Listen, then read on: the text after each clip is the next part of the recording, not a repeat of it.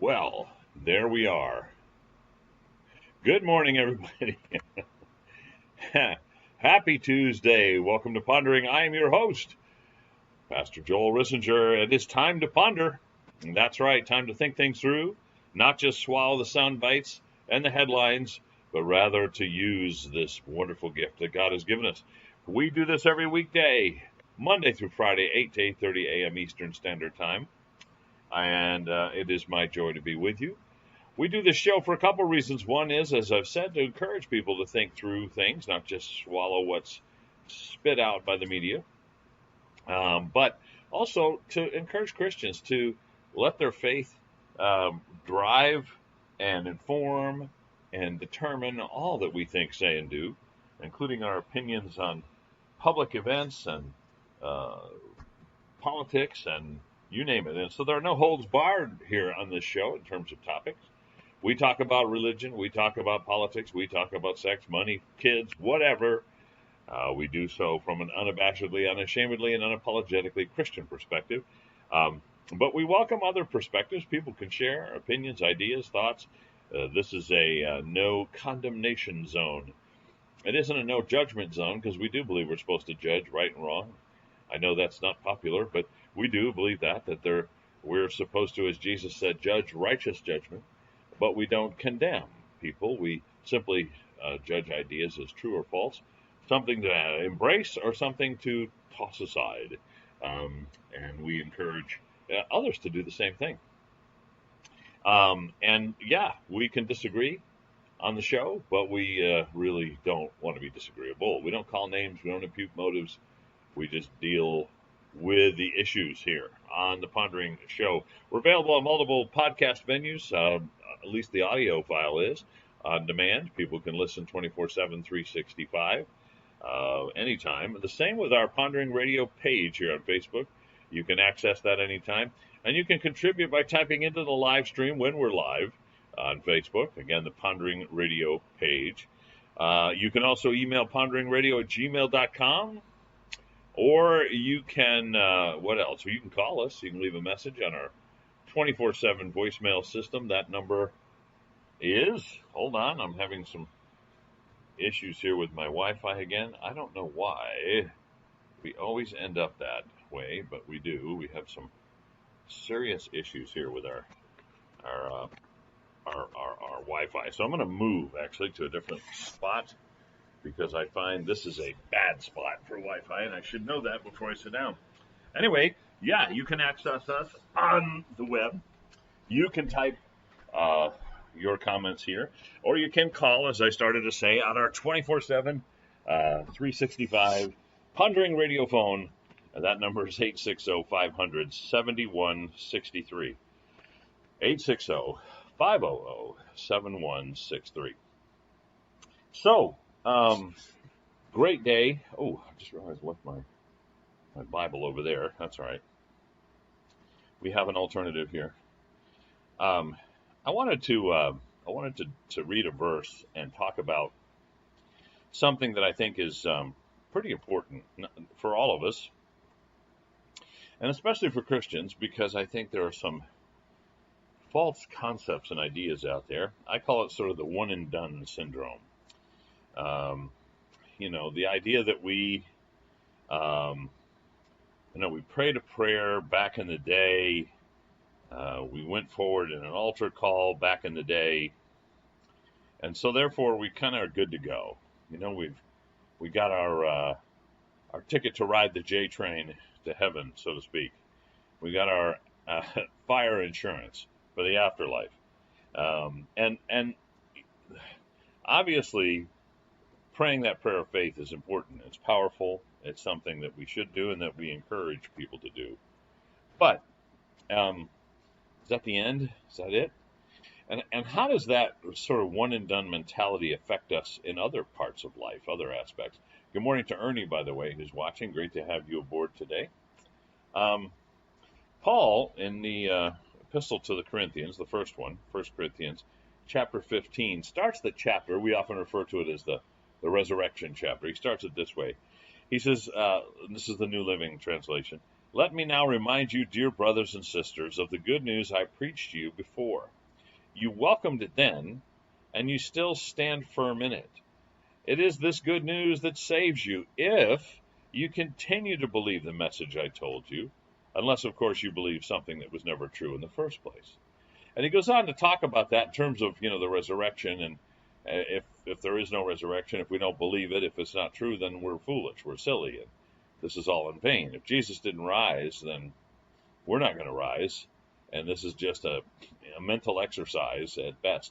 But he clearly says, but Jesus did rise.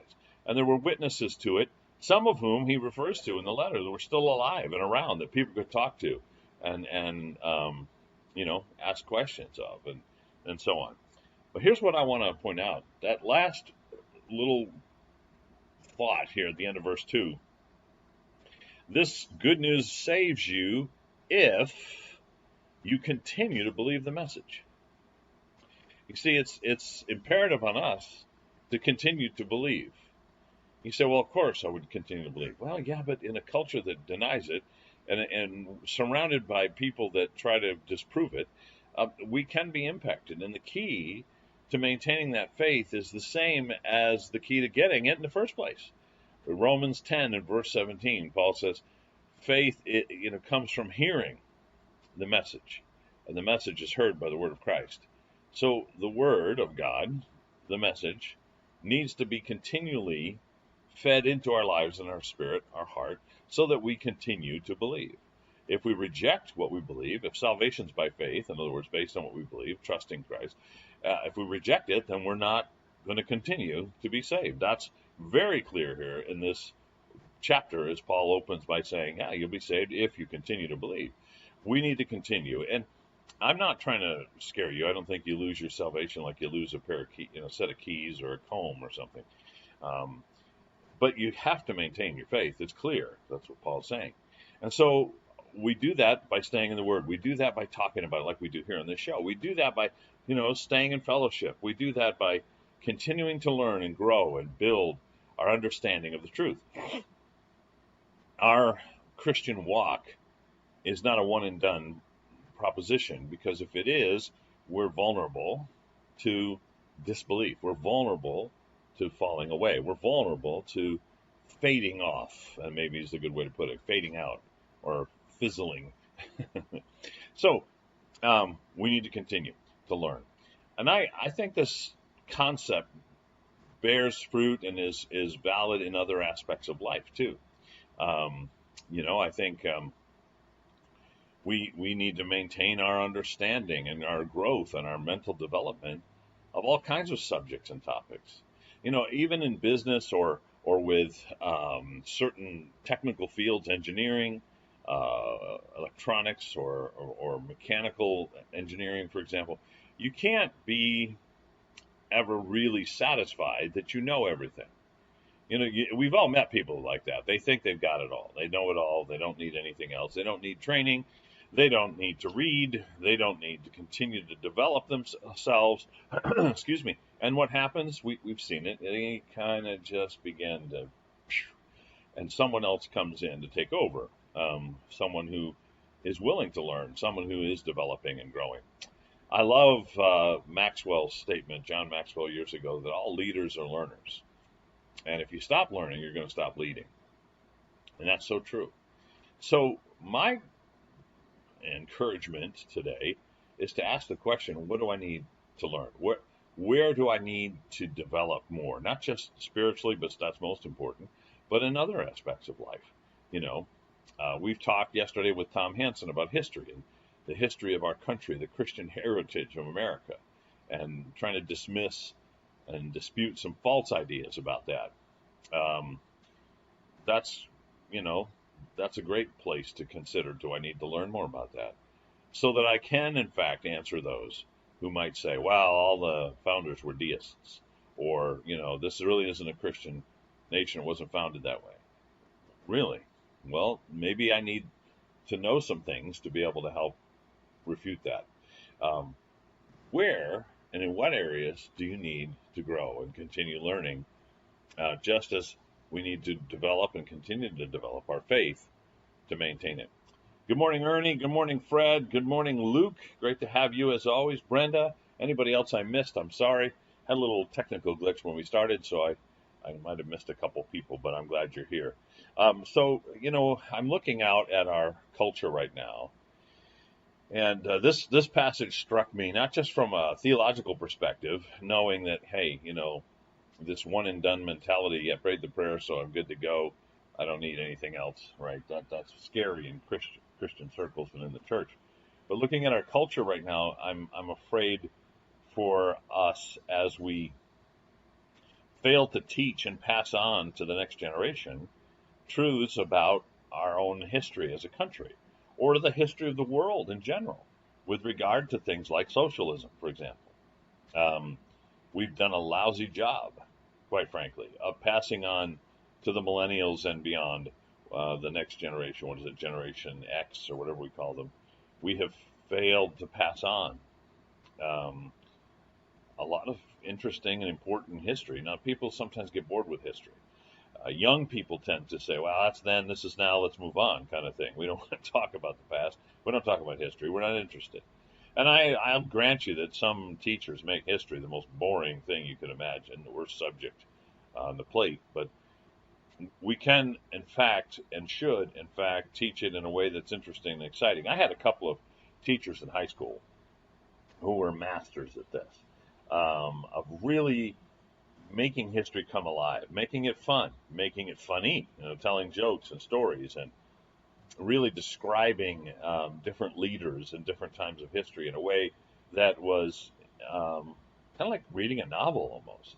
And that stuck with me. It really did. Um, I like to write, and so English was always a favorite subject. But when history teachers made history come alive, bing, it got my attention, and I wanted to know more. And I'm thankful for that now. But I think as parents, grandparents, uncles, aunts, friends, we need to be able to pass on the truth. Um, you know, never, ever, anywhere in the history of our world has socialism, communism, those are pretty much synonymous. Never has it worked. I mean, I know there's a distinction, but really, ultimately, when you see how it plays out, it usually ends up becoming moot. Any distinction is moot. So it's never worked. It's always failed. And that's because of human nature. Now, we were having a conversation last night in our life group as we were studying through Second Corinthians. And we were talking about the gospel and the power of the gospel and how that when we understand the bad news, we value more the good news, right? In other words, the gospel is the good news. But in order to value the good news and make it good news or great news, I have to understand the bad news first. Otherwise, it's just interesting news. It's trivial news. It's maybe nice to have, but non-essential news, as opposed to the good news. And what do I mean? If I think I'm basically a good guy, and most human beings are born with that idea, basically a good guy, I'm a good guy. Oh, I might make mistakes. I have a little few flaws here and there, but pretty much I'm a good guy. And our attitude towards God is kind of, hey, God, you know me. We're tight. I'm good. I'm sorry about the couple of things I did. A couple of bodies in my wake, but really, God, we're like Al Capone. I mentioned him last night, who said, I'm a good gangster. I'm not like those bad gangsters because I only kill people who deserve to die. And so we all have a way of leveraging ourselves to look basically good or seem basically good. And that's the sinful fleshly heart that thinks that, because God says that our heart is desperately wicked and deceitful, Jeremiah 17:9. From the fall in the garden on, we have been corrupt. We're born with a selfish sin nature. We want what we want for us. And yeah, we learn how to behave in ways that are socially acceptable and pleasing. We learn how to put on a good front in terms of, behaviors and attitudes and actions that seem to work in culture and society. But at our core, we're not loving, we're selfish. And that's why we need a new heart. That's why the good news is so powerful. See, if I realize that I am a desperate sinner, and I'm corrupt and selfish at heart, and I am destined to an eternity cut off from God because that's what I deserve, I recognize that my justice for me would be to be totally cut off forever and ever in a place of darkness, not light, pain, not joy, etc. If I recognize that's what Joel deserves based on who Joel is naturally, then when Jesus comes along, so to speak, and says, I'll take all that on me. I'll take that penalty. I'll own it. I'll wear it. And all you have to do is trust me. I'll take care of it. And you can spend eternity in bliss and joy and peace, with forgiveness, with love, in my presence, the presence of the Father. You can do that, Joel. You just need to trust me. That, my friends, is good news. That's not just okay news. That's not just, hey, Jesus, that was a nice gesture. For those who are really bad, I mean, I'm sure they need that. I'm glad you were able to take care of that for them. When I know personally what I'm worthy of, then when I see it taken, and He replaces me on the cross, then it's good news. That's awesome news. So, what's the point? Well, we have to be able to share the whole story, don't we? We have to be complete. We have to be willing to go deep. We have to be willing to learn it and share it. I think for our culture, again, going back to other subjects beyond the faith, if we don't understand kind of where some of these things end up, if we don't understand human nature, right?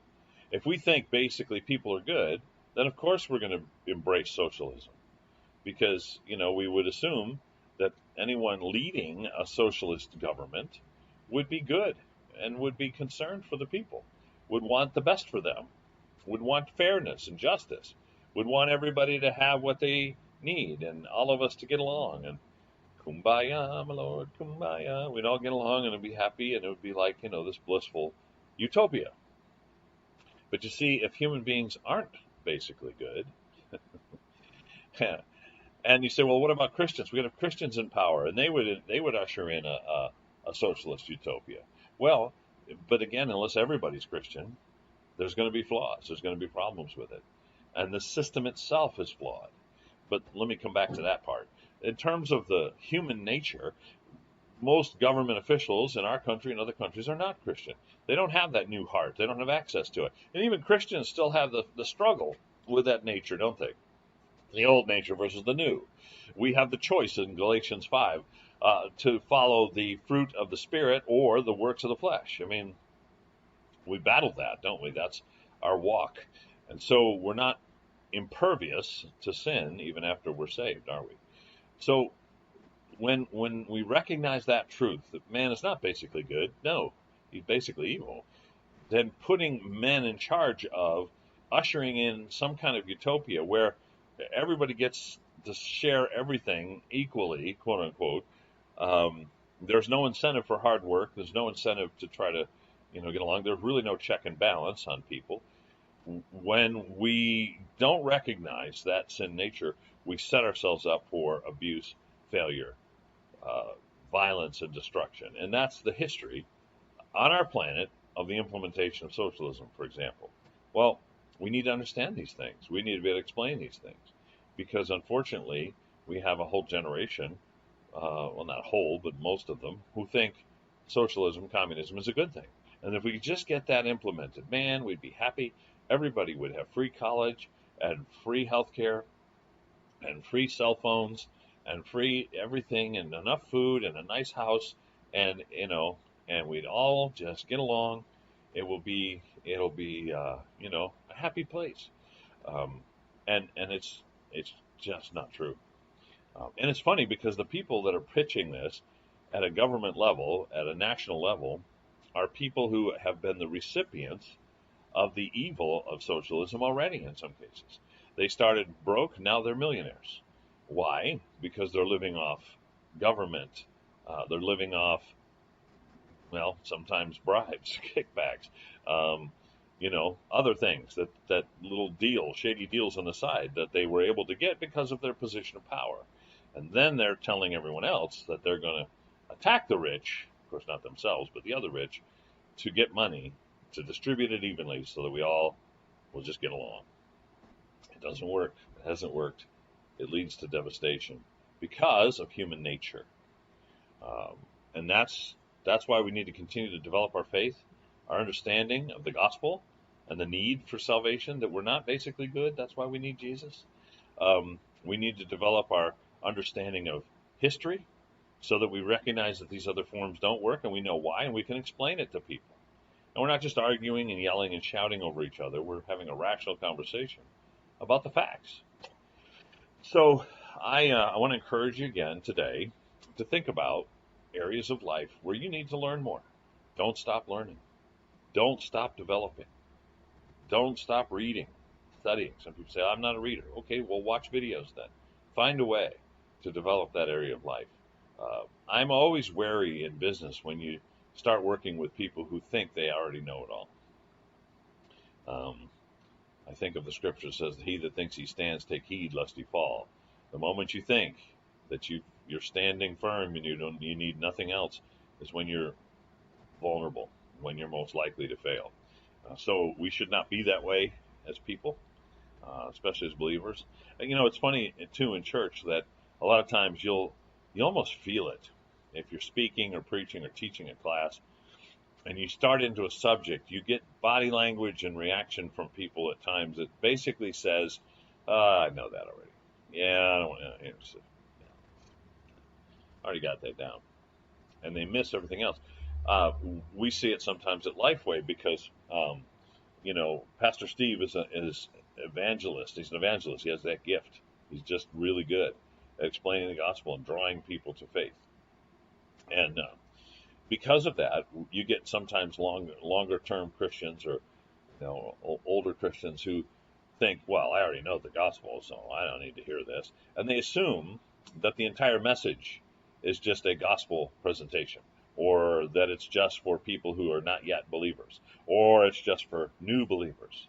And they miss things. I see it all the time, and I'm, as a person with 3 theology degrees and 30 years of ministry experience, author of 7, 8 books, now I forget how many I've written, something like that. And I'm not bragging, I'm just explaining.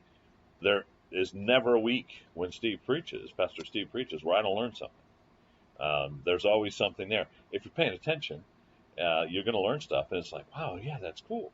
But if your attitude is, well, he's an evangelist, and I already know the gospel, so what's for lunch?